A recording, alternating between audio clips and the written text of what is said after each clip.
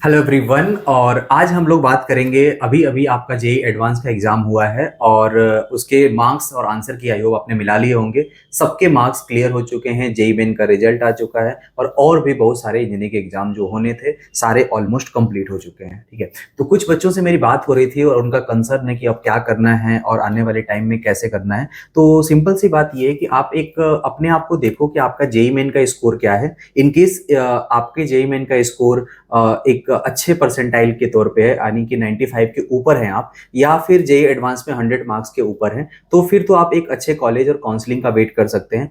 अगर अगर आपकी परसेंटाइल 95 से कम है और आप एक 75 से 95 के बीच में लाइक कर रहे हैं, या फिर जेई एडवांस में आप जनरल कैटेगरी के बच्चे हैं और 100 मार्क्स से कम है, यानी कि आप एक अच्छे स्टूडेंट हैं, तो उस केस में अब आपके पास अच्छे इंजीनियरिंग कॉलेज के ऑप्शन तो नहीं बचते हैं। और भी ऑप्शन हैं आपके पास, जैसे सीयूटी और एनडीए, जो बाकी सारे एग्जाम के ऑप्शन हैं, जो कि ऑलरेडी कंप्लीट हो चुका है। अगर उस रास्ते में आप जाना चाहते हैं, अगर आपने वैसा चुना है तो फिर कोई प्रॉब्लम नहीं है। बट इन केस कि आप इंजीनियरिंग में जाना चाहते हैं, तो इन बच्चों को हम लोग स्पेशली एड्रेस कर रहे हैं कि वो लोग क्या करें और अपने कॉलेज को कैसे चुनें। तो उसके लिए अभी डिस्कशन हो रहा था हमारा सीए के सर से, और इन्होंने बोला कि सर, बेसिकली डिस्कस कर रहे थे कि जो अच्छे बच्चे हैं, जो एक अच्छे कैलिबर के बच्चे हैं, वो किसी मीडियोकर कॉलेज में चले जा रहे हैं इस टाइम पे, और 4 साल और 5 साल, जैसे कुछ पुराने बच्चों के बारे में डिस्कस कर रहे थे हम लोग, तो उनकी कैरियर की जो अभी वो लोग जो कर रहे हैं और जिनको वहां पे होना चाहिए था, उनमें एक डिफरेंस हम लोग पा रहे हैं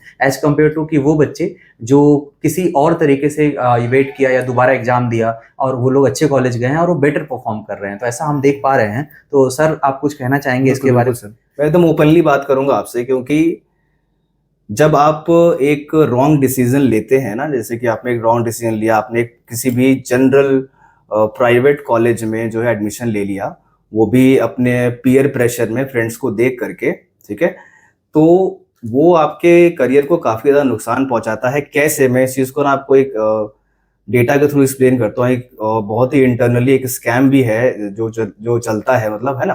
वो क्या होता है, जैसे आपने कोई एक प्राइवेट कॉलेज का एडमिशन ले लिया, तो वहां पर ना आपसे एक हैवी फीस जो है वो चार्ज की जाती है, ठीक है। और वही फीस जो है आपको 4 इयर्स के बाद, है ना, आपको एक इनिशियल, हाँ, डमी कंपनी जो होते हैं सर, हाँ है ना, हाँ, वो डमी कंपनीज जो है वो आपको एज अ सैलरी पैकेज आपको ऑफर, इनिशियल प्लेसमेंट ऑफर, वही इनिशियल प्लेसमेंट ऑफर, है ना। वही हो जाता है। हाँ। तो मतलब एक प्रकार से आप ही के पैसे, है ना, आपको वो कुछ एनुअल शॉर्ट टर्म के लिए मिल जाते हैं। और 1 साल बाद क्या होगा, 1 साल बाद क्या होगा कि आपके पैसे जैसे ही खत्म हो गए ना, फिर वो आपको फायर कर देंगे।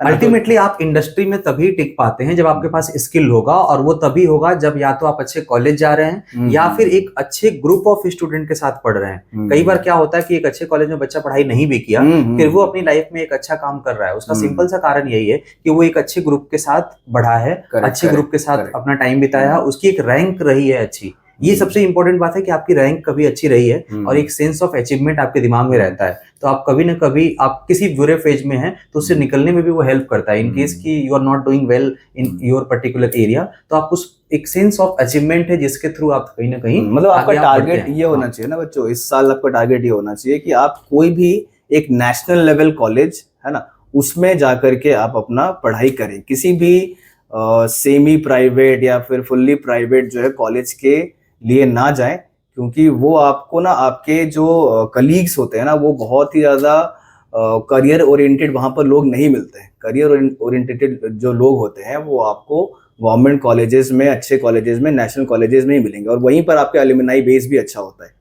फिर इंजीनियरिंग का कोई, इंजीनियरिंग करने का फिर कोई मतलब बनता नहीं है जब आपके पास एलुमनाई बेस नहीं है, कॉलेज सपोर्ट नहीं है और आपके पास एक अच्छा ग्रुप नहीं है। तो फिर कॉलेज का, फिर वो एक डिग्री हो गई, जैसे कि लोग बाकी नॉर्मल बीएससी और एमएससी की डिग्री होती है। मतलब इंजीनियरिंग फिर क्यों ही कर रहे हैं? फिर बहुत सारी डिग्रियां हैं, आप डिग्री लीजिए और एंजॉय करिए अपनी लाइफ को। आप 4 ईयर किसी एक कोर स्ट्रीम में आप क्यों इन्वेस्ट कर रहे हैं? तो इस चीज को आप एक अच्छे तरीके से सेलेक्ट करिए कि करना क्या है। ओके, और अगर नहीं हो रहा है और इंजीनियरिंग में आपको ऑप्शन बनाने हैं, तो सिंपल सा बात यह है कि आप अगर 1 साल टाइम भी दे देते हैं, इनकेस मान लीजिए कि आपके परसेंटाइल कम है, हमारे साथ बहुत सारे लोग थे, कुछ बच्चे हमारे पास पुराने एग्जांपल हैं, इवन उन्होंने 4000 5000 रैंक पे ड्रॉप किया है फॉर द रैंक ऑफ 1000 2000। बिल्कुल। अभी ट्रेंड थोड़ा सा कम हो रहा है क्योंकि बच्चे पढ़ाई से थोड़ा थोड़ा दूर भी जा रहे हैं, लेकिन हाँ, अभी भी जो सफल हैं, जो इंजीनियरिंग के छात्र हैं और जो अपने अपने क्षेत्र में सफल हैं, वो वही हैं जिन्होंने इंजीनियरिंग को सही तरीके से पढ़ाई परसू किया, मतलब वो भेड़ चाल जो होता है ना कि मतलब ठीक है ये मेरे दोस्त जा रहे हैं तो मैं उसके पीछे चला जाऊं, है ना, वहां पे एडमिशन करा लिया, ठीक है, पास है घर के इसलिए करा लिया, ये भी बहुत सारे बच्चों का घर के पास है चले गए, है ना। तो ये कॉलेज और इंडस्ट्री पास तो नहीं हो सकते। ये सब तरीके नहीं है मतलब कॉलेज के सिलेक्शन के। कॉलेज का सिलेक्शन का सिंपल तरीका है, आपको नेशनल लेवल पे एक्सपोजर मिलना चाहिए, नेशनल लेवल पे एल्यूमिनाई आपका होना चाहिए। आपको पता करना है कि आपके जो कॉलेज पुराना होना चाहिए, ठीक है। इवन बहुत सारे नए कॉलेजेस हैं, वो आईटीज हैं, बाकी एनआईटीज हैं, बट उनके कट ऑफ बहुत नीचे जाते हैं। क्यों नीचे जाते हैं? क्योंकि उसका ये बहुत नया रीजन, बहुत नए कॉलेजेस हैं। नया कॉलेज होना भी आपके लिए बहुत अच्छी बात नहीं होती है। जितना पुराना कॉलेज होगा उतना बड़ा एलुमनी बेस होगा, उतना ही ज्यादा आपको मतलब उस चीज का फायदा उठेगा। कॉलेज का मतलब ही होता है कि आप कितने बड़े नेटवर्क के साथ जुड़ रहे हैं और कितनी बड़ी लेगेसी के साथ जुड़ रहे हैं। तो ये दो इंपॉर्टेंट वर्ड है, नेटवर्क और लेगेसी। और अगर ये दोनों आपको में से कोई भी एक लैगिंग है तो वो अच्छा नहीं, कॉलेज नहीं हो जाएगा, कॉलेज नहीं माना जाता। फिर आप एक टॉप या क्रीम बच्चों में नहीं आएंगे। फिर आपकी एकेडमिक्स परफॉर्मेंस जैसी भी रहे, आप कितना भी मेहनत कर लें, बट आप कहीं ना कहीं एक अपने आप को थोड़ा सा पिछड़ा हुआ मानेंगे। अभी तो खैर आपके लिए सबसे आसान रास्ता है कि कुछ भी चुन लेना, क्योंकि आपके पास सब कुछ अवेलेबल है। तो अभी बस आपको सेलेक्ट करना है, चारों ऑप्शन आपने सेलेक्ट कर लिए एग्जाम में। अब वो पता नहीं सही है कि गलत है, वो रिजल्ट बताएगा। और समस्या इस बात की है कि इस ऑप्शन का रिजल्ट 5 या 6 साल के बाद मिलेगा या 10 साल के बाद मिलेगा, और उस समय आपके पास ऑप्शंस और फिर ऑप्शन नहीं होंगे, फिर ऑप्शन कम हो चुका होगा और चीजें उस समय कुछ बचेगा नहीं, उस टाइम कुछ बचेगा नहीं। तो इस चीज को हम लोग बेटा ऐसे कंक्लूड करेंगे अब कि अब आपके पास जो समय है बहुत जल्दी से जल्दी डिसीजन लीजिए। और डिसीजन इस एंगल पे होना चाहिए, जैसा हमने बताया कि एक नेशनल लेवल का कॉलेज जिसका एक्सपोजर काफी बड़ा हो, जो पुराना हो, है ना, एलुमनाई बेस अच्छा हो। तो ये सब आपके जो है टारगेट होने चाहिए।